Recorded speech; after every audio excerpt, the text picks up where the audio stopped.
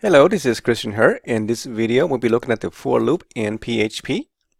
So we're going to look at the characteristics of the for loop. It's a very common and very powerful loop, also very complex. I shouldn't say very complex, it's one of the most complex loops of the for loops in PHP. We'll look at the syntax, a flowchart, and we'll take a look at a few of the examples of a non-conventional for loop structures. Those are very tricky as well. And then we'll do some coding demo. So here is the flowchart for the for loop.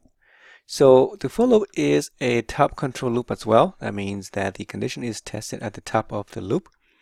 And you use a for loop when you know the number of iterations. That means the iterations is predetermined. So this is one of those situations. If you don't know the limit of the loop, then you might want to choose a different loop like the while loop. It makes more sense. And because the test is occurred at the top of the loop, then there's no guarantee that the loop may not be run at all. So there's no guarantee. And here's the syntax for the for loop. It has three parts inside the parentheses. The first part, or the first section, is the loop control variable. This is what we call the priming or the initialization of the variable. Then the second part, the middle one, the orange one, is the condition, where we test to see if the condition is true or false. That is the Boolean expression. And that will also be where it will cause the loop to terminate. And the third one is the update. So this is where we'll incrementing or decrementing a loop variable. And then inside the curly braces are the statements or the loop body. Okay, so let's take a look at an example. Here is an example of a particular loop. As you can see, I'm starting from 1 and I'm going to go all the way to 100 inclusive, right? And the idea is just basically I'm going to print out numbers from 1 to 100. Okay, if the number is divisible by 10, then I will put a line break to make it so that the numbers are kind of like nicely displayed on the page or on the console. And here is a list of some of the non-conventional for loop structures. So be very careful, but you can do these as well. As you can see here, you can put 2 parameters or more in the first section. You just have to separate each parameter or each variable with a comma. Okay, and then the rest will still be the same. And an example here is, as you can see here, that I remove the update and you put that in the body of the loop. This is not conventional. You shouldn't be doing this way, but it can be done. So just make sure you don't do it again up there, because if you do, you're doing the iteration, you do the incrementing twice, and that might be a problem. A third example is as you can see, I can print data directly from this loop here in the third section. As you can see, put a print statement, and I'm going to print start and put a line break here, and then also do the increment and decrement in the same place. Okay, so because this is a expression, you cannot put the echo statement here, because echo does not return a data, but print does. So if you try to put echo there, it would not work. So you can put a function call there, a callback function, that will be fine. A fourth example, as you can see here, is I can omit the first section, because again, that is just the initialization part. So I can initialize data outside of the for loop and then just use it in the body of the loop. Okay, so that's completely fine with that one. And last but not least, this is a very short loop. This is something that you may not want to do, but in this example, it makes total sense. This will cause an infinite loop, because there's nothing to test, nothing to update, so the for loop will run. But when you run, then you call a function called play. So inside the play function, you better have a way to terminate the loop or terminate the program. Otherwise, it's going to run forever. So that's also possible. All right, so let's go to the code and do some examples. Okay, so here we go in Unit 5, Module 5. I'm going to create a file here. I will just call it for loop. Okay, so again, this loop here is, has nothing much to do with PHP. It's a very standard loop. It's very common in many languages. any languages that are C derivative, PHP, Java, C Sharp, JavaScript, you name it. So it's very powerful and it's flexible. It gives us some flexibility. You'll see in a minute here. So the first thing you want to do is you put the word for, and then inside here you have to put three sets of constructs or data. So the first one is the initialization of a variable if you want to use that variable as a starting point and also use that to test in the expression. So use something like I, very common to use I because all we're doing is just counting, right? We're counting something from a certain certain number to a certain number. It doesn't have to be in the positive direction. It can also be in the negative direction. You can start from 100 and then count down to 0 or vice versa. So typically, from 0, I equals 0, you initialize that, and then you would test the condition if I is less than or equal to, let's just say 5. This is inclusive 5, and then we'll just increment I when you are done. And then you put here in the body of the loop is where all the actions takes place. So here I can do something here if I want. I could do a lot of stuff. I'm just going to echo I out, for example. I put I here, and then I'll put a space. Okay. And again, just to do this demo, I'm going to output this to the console so you can see it right away. And then after this, we'll do a more practical example so you can see what the for loop can be used to do a lot of things in PHP and other languages. Okay, so here we go. I'm going to save that file. Go to my terminal here, and I'm going to go into the module 5, and I'm going to just run the for loop. So PHP for loop. And here we go. So it prints 0 through 5 inclusive, right? Just like that. Very simple. So let's do something a little bit more exciting, I hope. So let's just say I'm going to print, from 1 to 100. So I'll start with 1. And then if I save that again, now if I go down here again, let me clear my screen, press the up arrow key twice and run. Here it is. It's a list of from 1 to 100. Okay, so as you can see, just a long string of numbers. And maybe you say, oh, you know what? I want to break it off at, only print from 1 to 10, break it off and put to a new line, 11 to 20, and so forth. So you form a really nice table. So at that point, basically in the code, you just have to go in here and say, okay, well, before I print the I, I print the I first, right? And I have to check that if the start, I, if it's a less than 10, right? No, not less than 10. Yeah, if it's not less than 10, if it's divisible by 10, okay? This is divisible by 10. That's what it means. I divided by 10 has a remainder of 0. That means if it's divisible by 10, then I'm going to echo the line break. So on a web page, you put a BR, but on the console, it's just \n. And so it'll put a line break after 10, 20, 30, and 40, right? So let's save that, go down here, clear my screen, and then do one more time. And here we go. So you built a really nice table, except, well, this is a little bit needs some work here, but you can fix that very quickly, right? You can see that all the 10s and 20s, the 2 digits looks nicely. The first one is not. So you can say, okay, fine. I'm going to go here and do something else. I'm going to say, okay, before I print I want to, maybe let's do this. I put a tab here. Put a tab. What does it look like? Let's try again. And so it's much bigger, right? Still, yeah. So it's really, evenly aligned pretty much. It's pretty good already.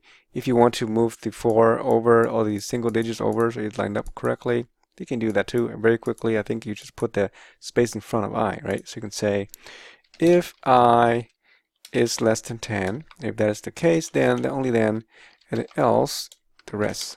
So we're going to put this inside, copy, paste it in here, and put it in here as well.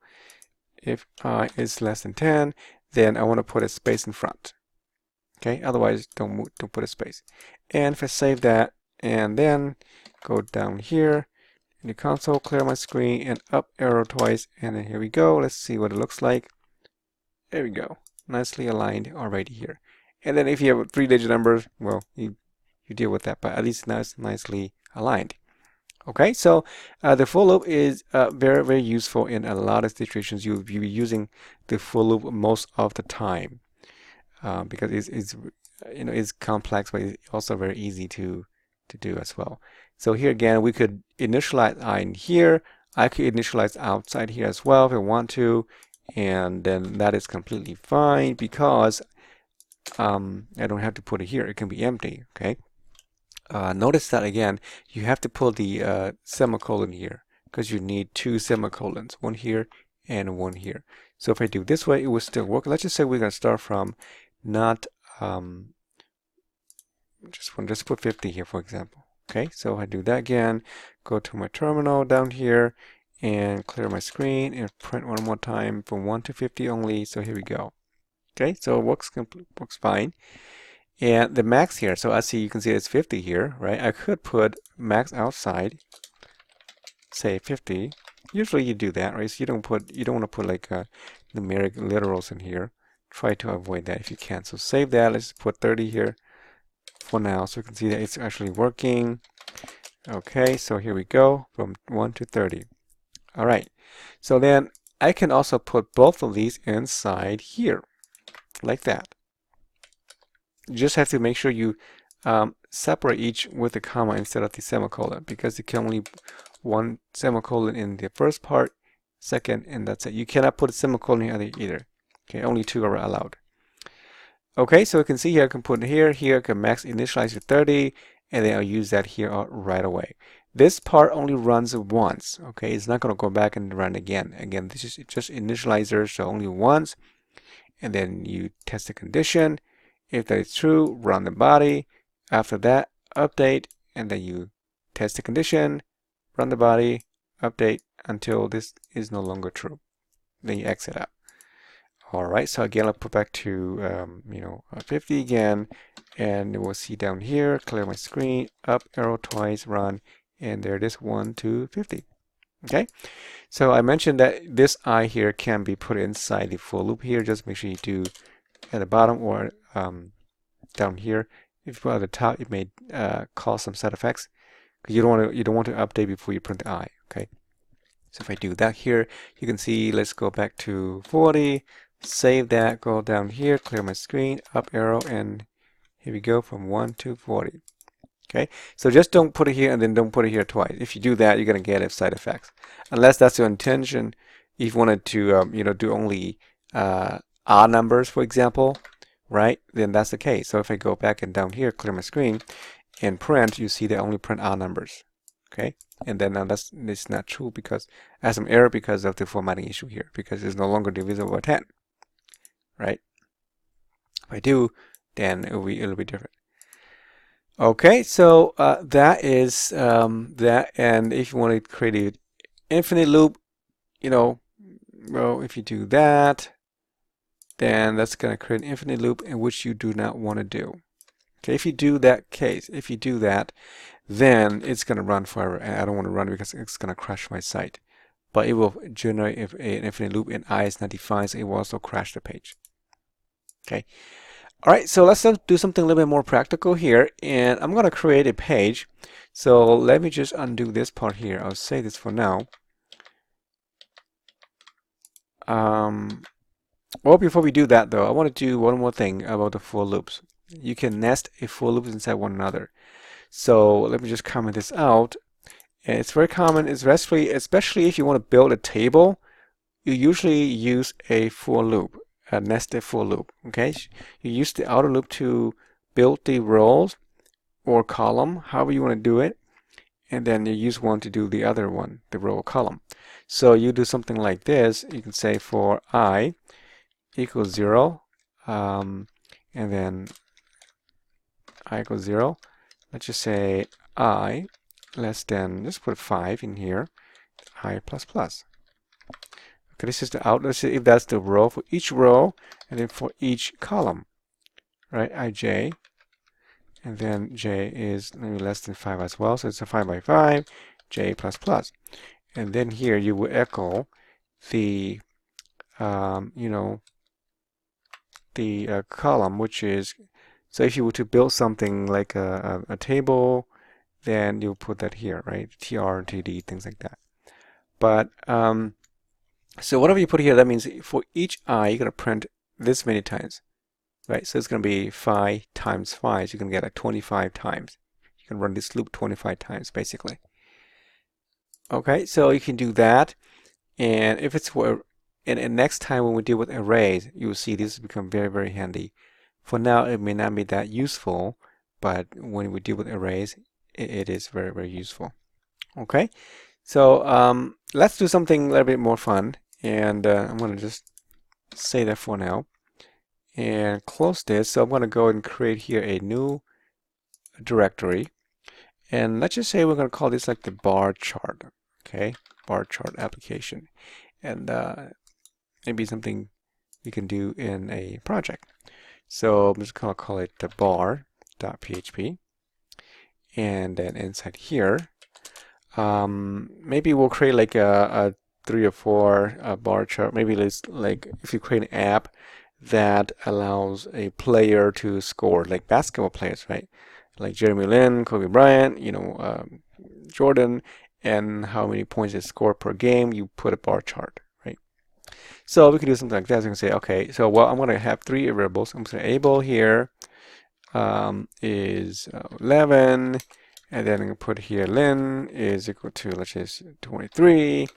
We'll do here Kobe is equal to 24. Well, we limit something like 30. I'll make it a little bit odd. I'll make this here like 40. Make it a little bit unique. Okay, so now once I do that, then you can do a loop through each of those players and then print the bar. Okay, so I'll do something like I'll do the able here. So we'll just do I equals from 1 through 40 inclusive. So I is less than equal to able.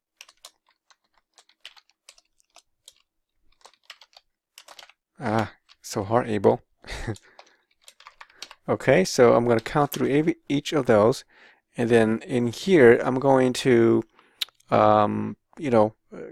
create a, I'm going to display this to the browser. So before we do that, let's go ahead and create something really, really nice. Make it a little bit more like HTML. So I'm going to go here, create HTML file, just test. I just want to grab this information, basically. Grab that, put it at the top, okay? And then we'll put the bottom here for the bottom. I don't need that anymore, so I'll put that in the bottom down here. Just make sure you escape out of the loop here of the PHP mode. And then we get a page. So here, then at the top, I put here H1 and then players, right? Players score, something like that. Okay, so now we can then, okay, so for the first is able. So that means inside the H1 tag, I want to do something like this. I'm going to say, okay, echo. Well, let's build that block. I'm going to call it a block equals maybe something like a span tag, and then in here you need to put I'm not going to put something here because I'm going to use a style to style the span tag to display like a colorful chart or something. Because right now if you put something here like I don't know, like that, right? Like that. And if you play it, save it, and if I go to the browser and run the browser, and I see what that looks like, as you can see, it's not showing anything there because, I didn't echo it. Okay, I didn't echo it yet. So here, once I create the block, then I'm going to echo the block. Okay, so let's save that and then go back to the browser again, refresh it. So you'll see this all the number of, it's like a bar chart for ables. Should be 41 of them. Okay, so I'm going to make something a little bit nicer, style it with a colorful color, I guess, and then we'll do something like that from there. So let's just say that I'm going to create a style in here, put a style here, and put a color, background, let's just say blue, okay, and then I'm going to also put here a padding. You need a padding like right, let's say 7px make it a little bit, wide. I think that may be it. Maybe a little bit margin to the right, just maybe 2px. Okay, so if I save this now and go back to the browser and refresh my browser. Okay, so you can see that it's building that colorful bar, right? And maybe the padding is too much, but you can control that here. So, for example, go here, F12, and you can edit it here so you can see what it looks like. If I put it here, okay, this is too much, so maybe I can put like, a 1, and then the padding could be smaller. Oh, 7 looks good. Okay, so 1. Okay, so let's call it right pattern we 1, and then the 7 is fine. Right, so I'll remove this space here, and I don't want a bracket. I want to use a white space. So if we leave it out, go back, you see that it's probably may not be there. If I refresh it, well, this is pretty tiny, right? But that is fine. It's tiny, so you can go ahead and then expand the padding. Well, it doesn't do it. Padding won't do it. So I want to put in here a white space. So the ampersand NBSP. Okay, that's for that's the white space. So if I go back to my page and refresh it, okay, gives a little nice block there. And maybe I also want to display the number over here, right? So I say, okay, once the loop is done, let me close this. Once it's done with the loop over here, after that, I want to echo the Abel's number. So that would display over there, and I could put here like an italic. So make it a little bit italicized. Save that. If I go back, refresh it. Okay, so display his total points there. All right. So I'm going to add the other 2 here as well, and I can do that easily. Just copy this if I want to, and put it in here like that. And this would be Lin, for example. Put Lin here, and then Lin down here. Okay, like that, and then I can do one for the other one as well. But as you can see, I'm repeating myself, right? If I do that, I'm just going to put that there for now. You can see it's redundant. Okay, so I have 3. I should put a break line there somewhere to break it off. So over here, maybe I'm going to put, after that, put a BR for each. After I print the number, put a BR there. Okay, so now it looks something like this. So you got the bar chart, right? And there are scores. If you don't put the name, you can put the name in the front. Then display that and then the score. Okay? So you can see that this is repeating, right? And anytime when you see something like this, very, very similar, put into a function. Okay? So I'll be doing something like this. You can put that into a function here. We call it maybe, I don't know, print bars, right? And then a function, so I'm going to put that inside this whole thing here, inside the function. And now I need to get the able data. So I'm going to pass that to the function. So that means when I call up here, I'm going to say print bars, and I'm going to pass able's data to it. Right? Able to the function. And then inside the function here, I need to receive that. So I'm going to put here, instead of able, I'm going to call it maybe just player or user. We'll call it player.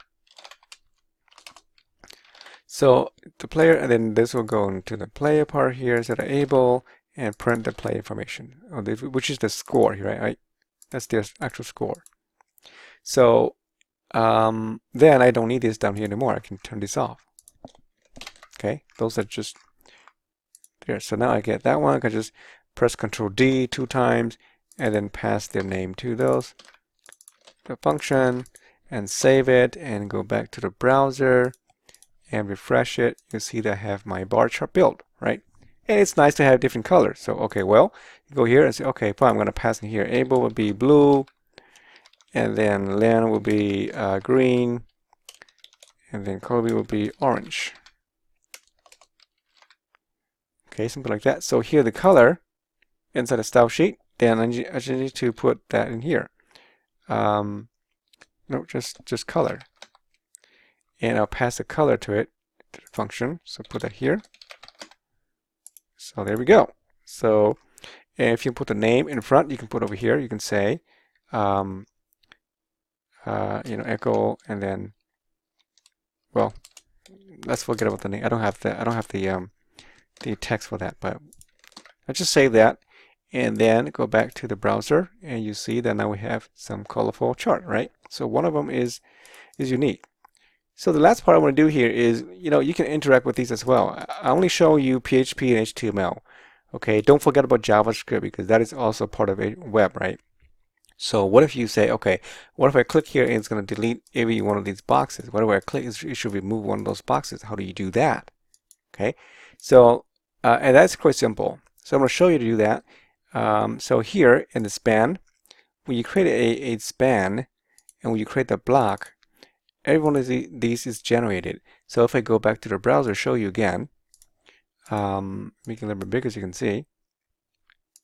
Okay, if I press F12, and you see that in the console on the element, you see all these here. Each of these block is a span tag, right?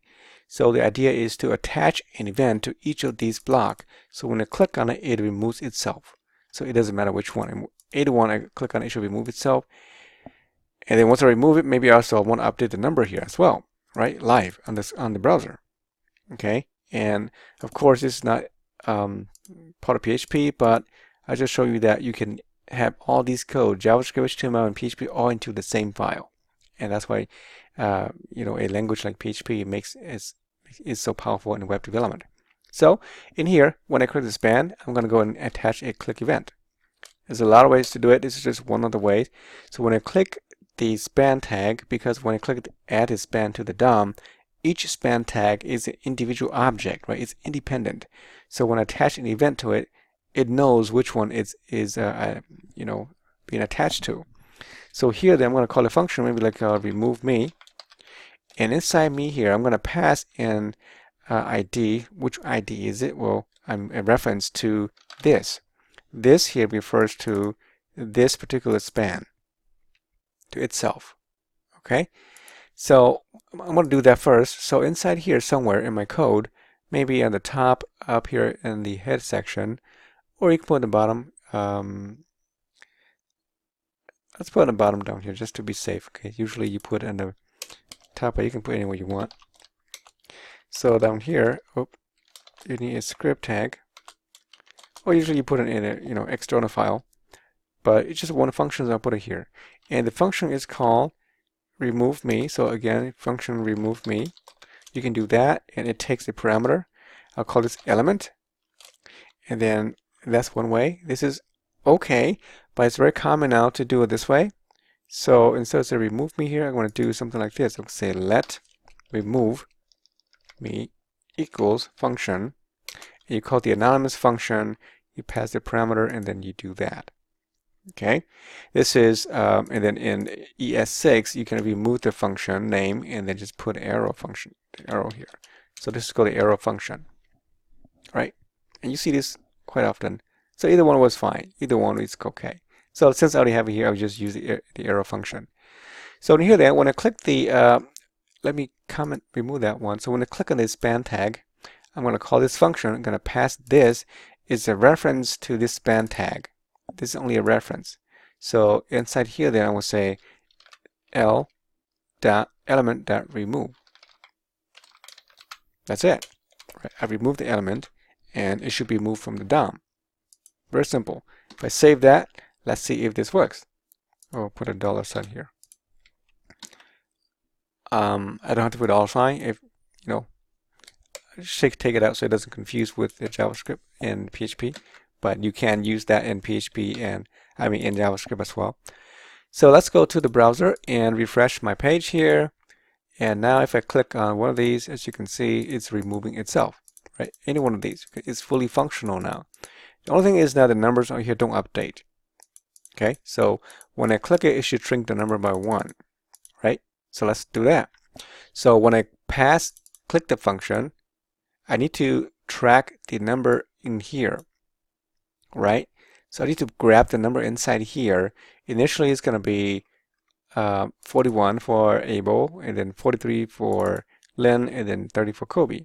So we're going to grab the content here and then update it. So here I'm just going to put an ID here, and ID is should be unique. So what do you think will be unique here? In this example here, I'm just going to use their actual scores. Well, yeah, it shouldn't be, but maybe I'll use something a little bit unique. I'll just say, yeah, for now it's just a score, okay? And I hope that, and I will prevent using duplicates. But this is not ideal. I'm just showing you how this works. So I'll put here the actual player as well. Okay.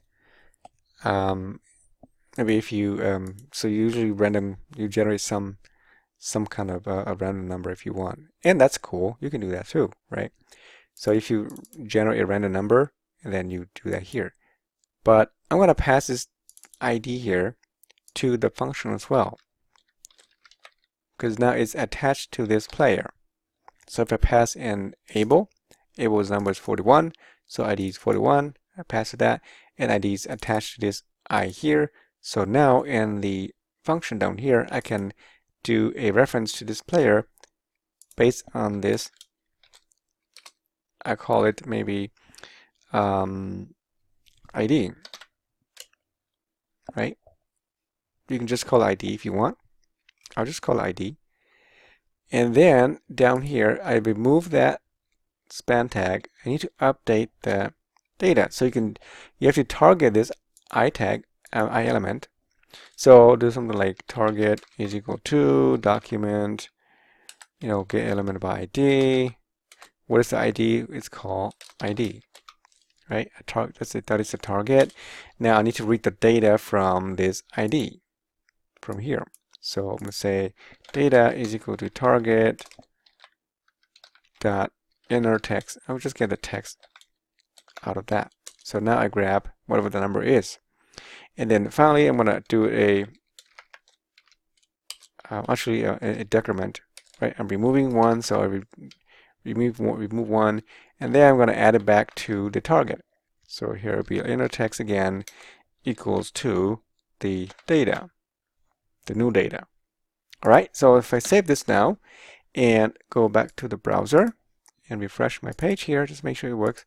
So if I click this one, it should drop to 29. Right, as you can see, it's live. 28, 27, and then here 40, 41. So here we go. Right, as you can see, it's fully functional. And then if you want to add, make it more exciting, you could probably put a plus and minus on the left and the right. Here you click it, you should add. Click on this side, should reduce, and so forth. So when you reach a certain number, maybe you could change the color and so on. So you're making the site interactive at the same time. It's also controlled by the back end. Okay, so I hope this is kind of give you an idea of what you can do with a for loop. Also, please use functions in your code whenever you can to save you typings, and not just that, but organization and maintenance of your code, and for debugging purposes. So if you have any questions, please let me know.